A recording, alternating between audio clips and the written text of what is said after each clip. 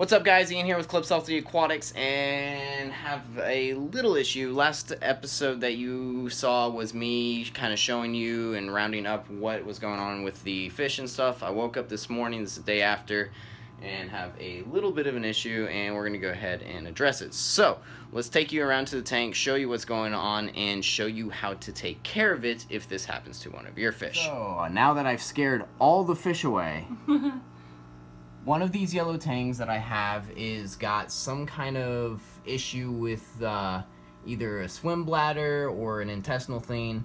More than likely it's an intestinal thing. If they'll stop freaking out here long enough, I will show you what is causing this.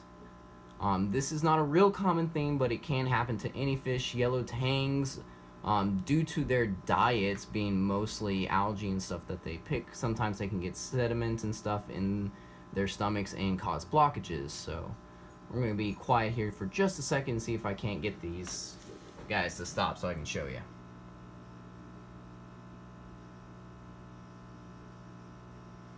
Okay, so this fish right here, if you watch him carefully, he's constantly kind of wiggling and swimming downward, and he's got a little bit of bloating. It's going to be very hard to see on the video, but that little swimming motion rarely is a case of a swim bladder, but more of a case of some kind of blockage that can actually result in a bacterial infection, or it can be just a result of a bacterial infection in the first place. Now, since the other two are doing just fine, I'm not concerned about a bacterial infection, but I am concerned about a blockage. So, this is one of the few things I am actually not prepared to treat at the moment. So what I'm going to do is I'm going to go pick up what we need, and I will show you exactly what we're going to get to treat this. And like I said, this can happen to any fish, and it's relatively easy to treat. Now, if there's complications and I start noticing any signs of a bacterial infection, that's something we'll have to address then, but a quick fix for this is normally all it takes. So, with that said, I don't want to be treating all the others. They are kind of picking on them, so I'm actually going to move the other two. It's been about 10 days since I got these guys. The two that are doing well will be moved into the display tank today. It is ready to go. I did a big water change yesterday and retested all of my water today. You can't really see it, but this is my nitrite.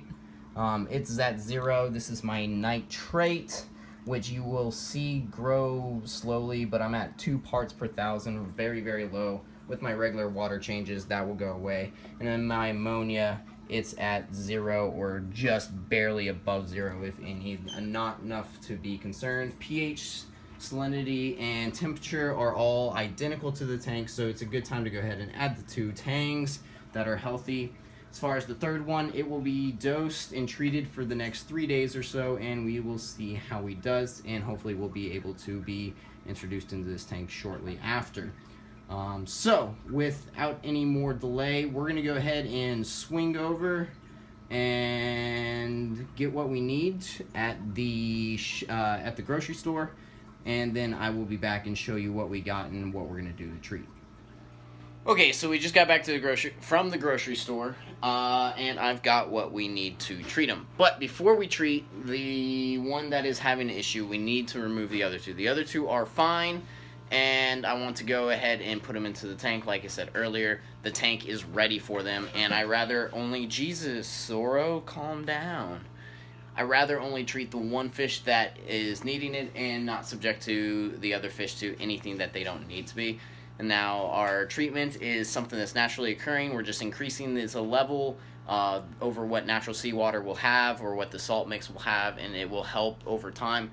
Along with water changes and stuff, this issue should resolve in itself. Over the next 3 days, we will see either a increase in its health or a decrease, and each day we will make a judgment as far as what we're doing.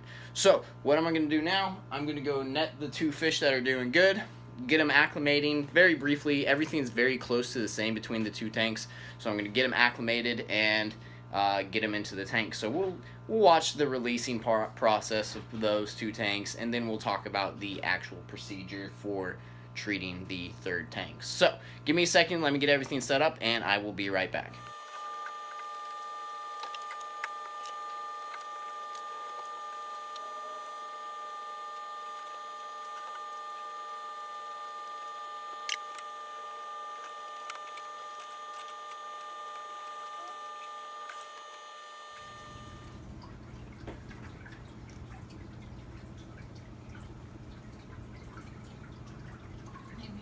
Alright, so we got the 2 other Tangs out of this tank and got them in there. You just saw that little time lapse of all that happening. Not hard, just, you know, time consuming to reacclimate them. Even though everything is pretty much identical between these tanks, any minor differences, especially with Tangs, they're very sensitive to those kind of things. So going ahead and acclimating them like a brand new fish, considering it is 2 different systems, is still the best idea. So I acclimated them for about an hour on a relatively fast drip acclimation, and acclimated them with probably about half a gallon to a gallon of water starting to about 3 gallons total. So most of their water would have been diluted and be very similar to the tank that is in there, if there was any differences whatsoever. As far as this tank, I have a bucket of water that I am finishing up filling right now that I'm going to do a water change on this. That's going to be the first thing I'm going to do. Of course, something that we're going to talk about in more detail. As far as my water changes go, I always do a dilution method rather than replacement. So what that means is when I do this water change, for this particular one, I'm not actually even going to take any water out. I'm just going to add water into it and make a new line. This is my line just to keep track. You probably can't see it very well. Keep track of any kind of evaporation in this tank since there's not an auto top off. That way I can very easily add a little bit of deionized fresh water into this tank if necessary to keep the salinity right. Now, this tank I keep, in all of my quarantine tanks, I keep a salinity of about 31 to 32 parts per thousand. That's equivalent to about 1.022 or 21. Lower salinity really helps fight off any kind of infections, bacterial infections, fungal infections, anything that you can come across in the purchasing process from fish stores or whatever. So I will keep it at a lower salinity. That's what I will be matching, is that 1.022 parts per thousand, or 31, 32 parts per thousand salinity. And then, as far as what we're dosing to help this situation, like I said, my belief is that it has to do with some kind of blockage, intestinal blockage. It's common in any kind of grazing fish, but an uncommon issue overall. So if you're going to see this particular issue, you're going to see it with fish that are grazing on algae and stuff, because they have a tendency of accidentally ingesting particulates from the rocks, sand, and all that good stuff that can cause a blockage. So it's not a big issue. The easiest and recommended way to treat this initially, as long as there's no signs of an infection, bacterial infection being a resultant of it, is using magnesium sulfate. So magnesium sulfate is actually in salt already. I said that it is naturally occurring. We're just going to raise that level a little bit. What you can use is Epsom salt. This is just regular Epsom salt. Make sure that if you're using Epsom salt as your magnesium sulfate, that you are making sure that it says in the active ingredients and full ingredient list that it is 100% magnesium sulfate. And that will make sure that it is safe for a fish. As far as dosing, it's about a tablespoon per 5 gallons. Thereabouts for your first dosing, and then about every 3 days you want to do a water change, and the water that you change, you do 1 tablespoon per 5 gallons of water that you change. So if I'm doing 5 gallons, I'm going to do half of a tablespoon of salt in that 5 gallons to keep those magnesium levels up. We'll monitor it, and as long as his behavior improves over the next 4 or 5 days, if he seems to be fine by, today is Tuesday, by Sunday, I will feel comfortable that within a few more days from that point that I can enter them into the display tank with the other tanks and let them be. So I'm going to go mix up my salt into this water change, and then we're going to do the dosing of the magnesium sulfate. Okay guys, so I've got my salt mixed in here. I still have to check it, make sure it's a salinity. I'm probably going to have to add a little bit more. And then I also double check the dosaging for the magnesium. Always double check this. It's just a safety thing. I can't recommend more to double check what you're actually supposed to be dosing for the amount of volume you're dosing. So I was correct though, it's 1 tablespoon per 5 gallons initially, and then daily water changes, daily small water changes after that with a half tablespoon per 10 gallons of the new water. So with that said, I'm going to be doing 5 gallon, that's about a 25% replacement, and I will be adding a half tablespoon each time. And of course doing the dilution method, put 5 gallons in, 5 gallons out. We're going to do this for 3 to 7 days, depending on how the fish recovers. I think I might have scared the blockage out of him when netting the other fish, so this might not even be necessary. He does seem to be acting better, but as a precaution, we're still going to do this dosing and everything to ensure his long-term health. So we're going to go ahead and pull my refractometer out and see where the salinity is for this.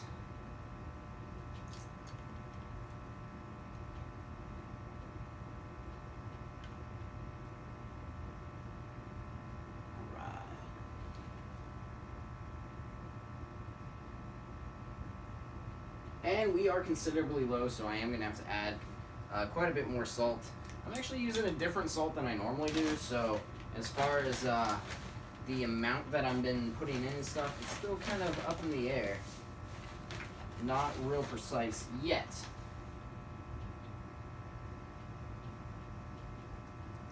Should be about a half cup per gallon is what most salts call for.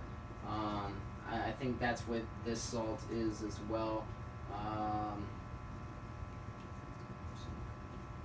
It was quite low, so I'm going to go ahead and add a full another half cup and see where it puts me.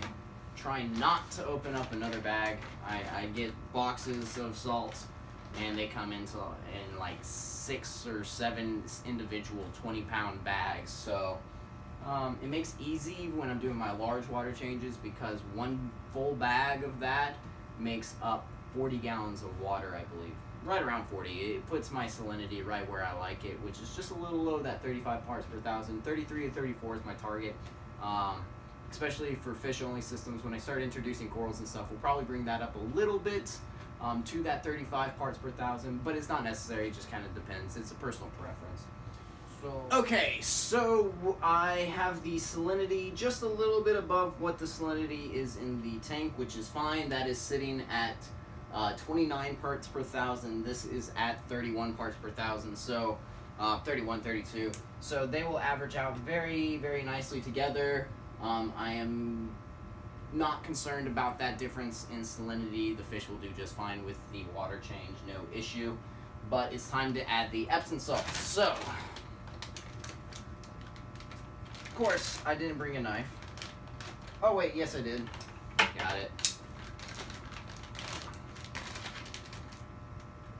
And this has this bag of Epsom salt actually has a resealable seal. Resealable seal. That's an interesting word.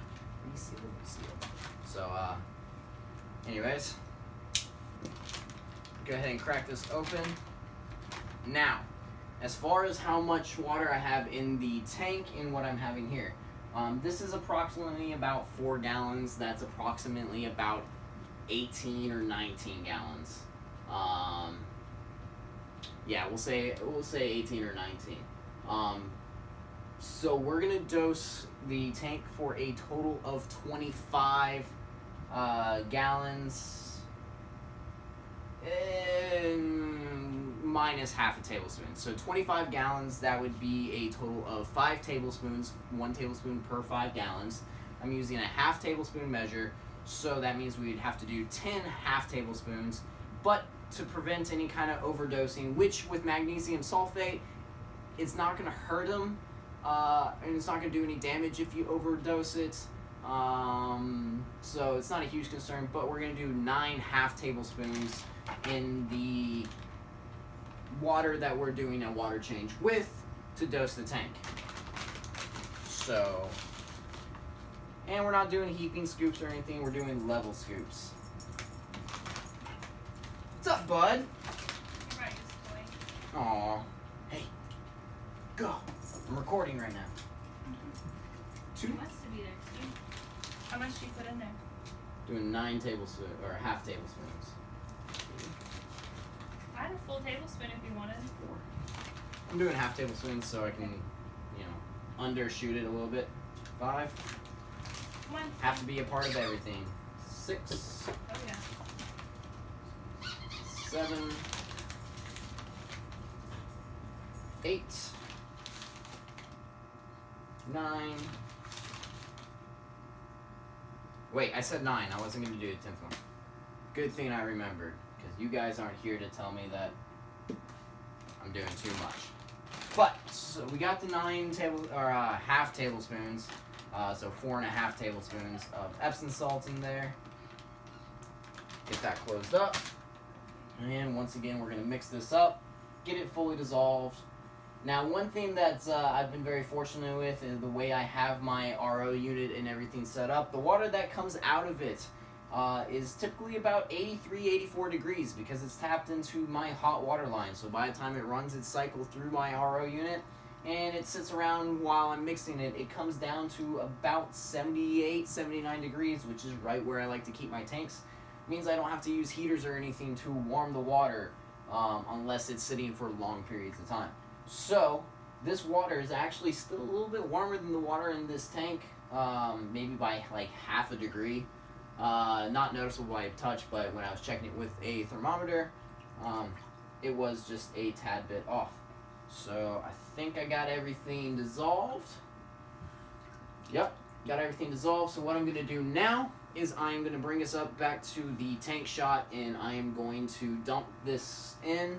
Now I do have a Vortec MP10 wave maker that is on a random mode at like maybe 15%, so it's very low flow, just enough to basically spin any of the waste from the fish, any food that I put in there, until it can get stuck to my air-powered sponge filter that I'm using for my biological filter. That's really going to help mix everything up, so I'm going to be pouring this in slowly and letting that wave maker do its thing. So, I'm going to move the camera, get it set up, and let's do it. Alright, I'm just going for it. Just going to go for it.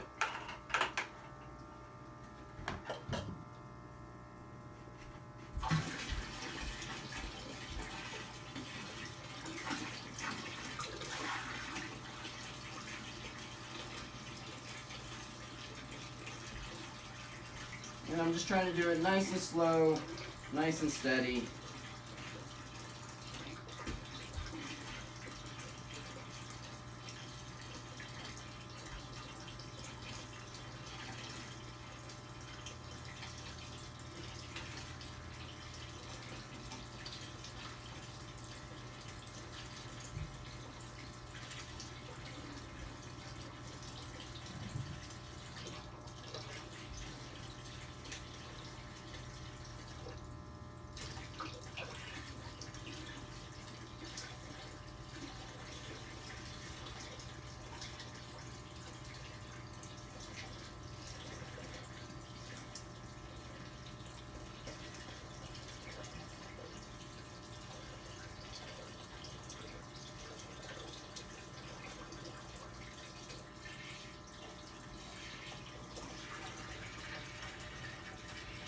Alright, so I made a little bit of a cloudy mess,